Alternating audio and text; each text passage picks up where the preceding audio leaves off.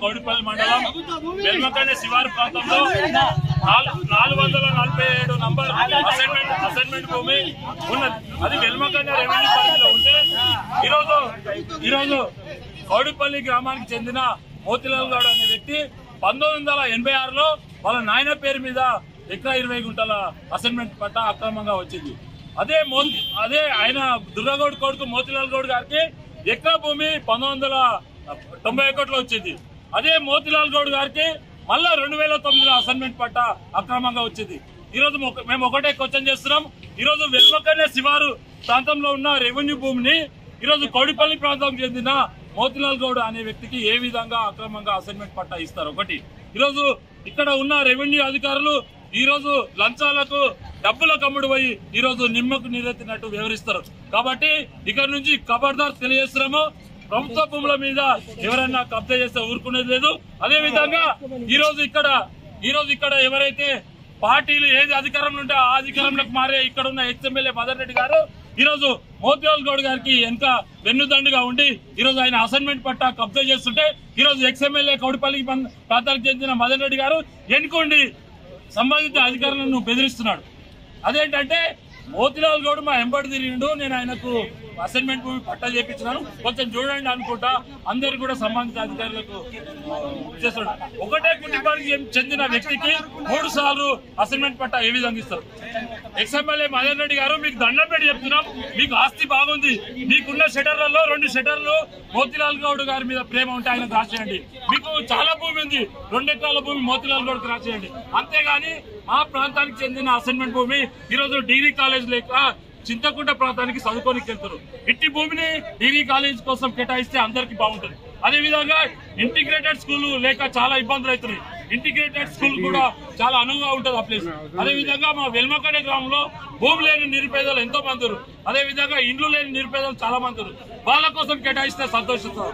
అంతేగాని ఈరోజు మోతిలాల్ గౌడ్ కు ఒకటే కుటుంబానికి 3 సార్లు అసైన్మెంట్ పట్టా ఏ విధంగా ఇస్తారు? అట్టి వ్యక్తికి నువ్వెట్లా మద్దతు ఇస్తున్నావు అని మదన్ రెడ్డి గారిని హెచ్చరిస్తున్నాం. ఇకనైనా మీరు ఇలాంటి కబ్జాకోరులకు మద్దతు ఇచ్చడం బంద్ చేసుకొని ఈరోజు నిజంగా ధర్మంగా ఉన్నట్లయితే మీరు అక్కడ డిగ్రీ కాలేజ్ కోసం ప్రయత్నం చేయండి. అంతేగాని కబ్జాకోరులకు మద్దతు ఇవ్వద్దని మదన్ రెడ్డి గారికి తెలియజేస్తున్నాం. Madan Reddy Madan Reddy Madan Reddy Madan Reddy MRO MRO MRO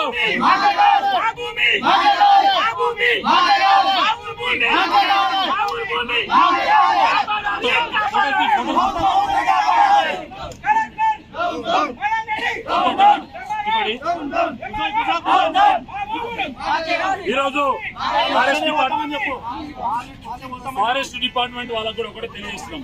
ఈరోజు ఊర్లలో మా ఊరికి చెందిన వాళ్ళు గొడ్డన్లు పట్టుకొని మేకలు గొర్రెలు గాయనిపోతే గొడ్డన్లు గుంజుకొని కేసులు చేస్తారు. ఈరోజు గరీబోడు ఇసుక తీసుకొచ్చి ఇంటి కోసం తీసుకొస్తే వాళ్ళ మీద కేసులు చేసి 10,000, 20,000, 30,000 చాలని రాపిస్తారు. ఈరోజు ఫారెస్ట్ డిపార్ట్మెంట్ నిద్రమత్తులో ఉండడం ద్వారా ఇవన్నీ జరుగుతున్నాయి. ఈరోజు 447 సర్వే నెంబర్లో జేసీ పెట్టి చెట్లను నరికితే ఈరోజు ఇక్కడ ఉన్న రాజమణి మేడం గారు కావచ్చు, అర్చన మేడం కావచ్చు, డిఎఫ్ఓ గారు కావచ్చు, ఇక్కడున్న బీట్ ఆఫీసర్ కావచ్చు, నిద్రమత్తులో ఉండి అక్కడ 150 చెట్లను మొక్కలు నరికేస్తే ఈరోజు పంచనామా ఏదో తూతు మంత్రంగా 3 నరికిరు 4 నరికిరు అని రాసిపోయారు. ఈరోజు మీకు కళ్ళు తెరిచాక అక్కడ వచ్చి సర్వే చేయండి, అక్కడ పంచనామా చేయండి. 150 చెట్లు పోతే మీరు ఏం చర్య తీసుకుర్రని డిఎఫ్ఓ గారు కూడా ఈ సందర్భంగా హెచ్చరిస్తున్నారు. ఇప్పటికైనా అక్కడ సర్వే చేసి వాళ్ళ మీద చట్టపరమైన చర్యలు తీసుకోవాలని తెలియజేస్తున్నాం.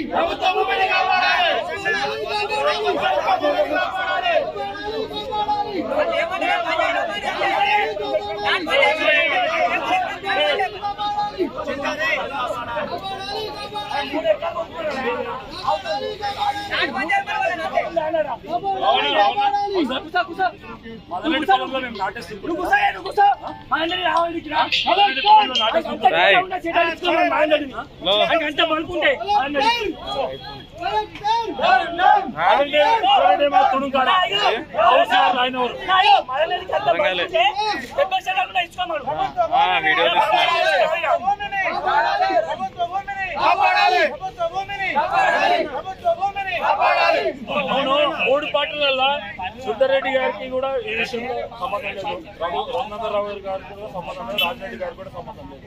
మదన్ రెడ్డి గారికి ఒక్కరి మూడు పార్టీలు కలిసి ఊరందరూ కలిసి